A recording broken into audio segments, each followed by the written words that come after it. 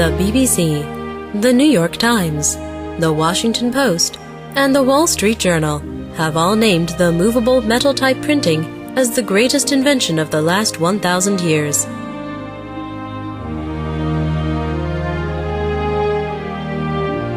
In medieval times, only scholars and the lucky aristocratic few had access to the information because of the exorbitant expense of printing book xylography, the art of printing from wood carvings.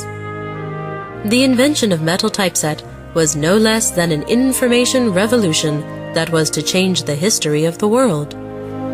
Movable metal type printing technology promised the mass production of books. In a very short period, information on a diverse range of subjects was being conveyed to the public at large. Information became a popular commodity, and it brought revolution. In the Western world, the information revolution gave birth to the Renaissance, the Reformation, the Industrial Revolution, and the Democratic Revolution. These periods were crucial in changing and shaping the Western world. Often credited with this mass dissemination of information is Gutenberg, whose 42-line Bible in 1455 was Europe's first mass-produced book. In 1900, at the World Exposition in Paris, the world was startled to see an extremely old and worn book. It eventually became clear that this relic, on display in the Korean Hall, was printed with a movable metal type. Only it was old, very old, and it originated in a small country in the Orient. It was dated 1377, 78 years before Gutenberg. It is called Jikji, and it is the oldest surviving publication of a movable metal type.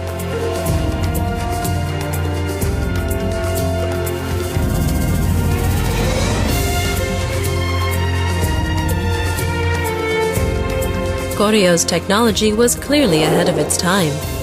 Evidence suggests the appearance of metal typesets as old as the early 13th century.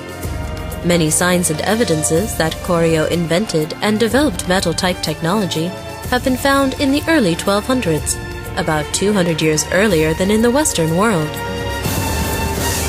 It's safe to say Koryo's Jikji printing press surprised the people in Paris by appending all previous assumptions that Gutenberg's press had been the world's first. Al Gore, former U.S. Vice President and the Nobel Peace Prize laureate, made an interesting remark during his 2005 visit to Korea. Gutenberg's press, he said, may have been the direct result of an early papal delegation sent to Koryo.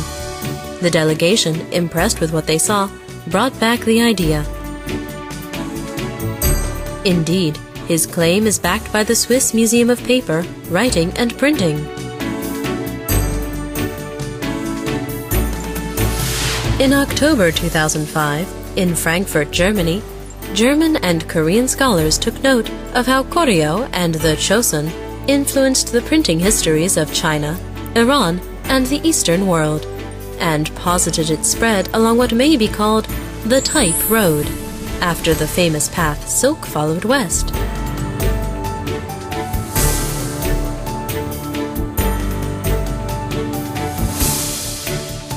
It only makes sense that Gutenberg, a simple metal worker with no experience in publishing, had some help. The story of a completed printing press, fashioned from scratch in a mere 20 years, is simply too fabulous for serious scholars to accept. Papal delegations aside, most likely is that his help came from Koryo, developed by the Chosun and delivered to Samarkand via the northern plain of the Silk Road.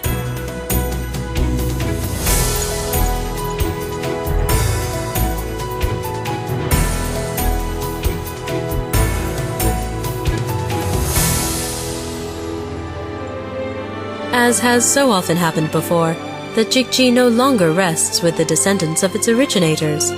It was ferried to France from Seoul in 1887 by Colline de Plancy, chargé d'affaires ad interim with the French embassy. Today it is kept in a dedicated safe as an article of value at the National Library of France. In 2001, Jikji was inscribed on UNESCO's The Memory of the World program.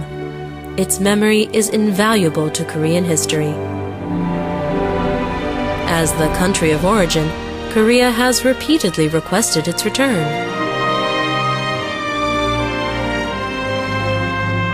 Today's Korea is an information technology powerhouse. Among the 180 countries ranked, Korea consistently ranks first in national IT utilization. To think, its success was foreshadowed as far back as the Jikji in the 13th century.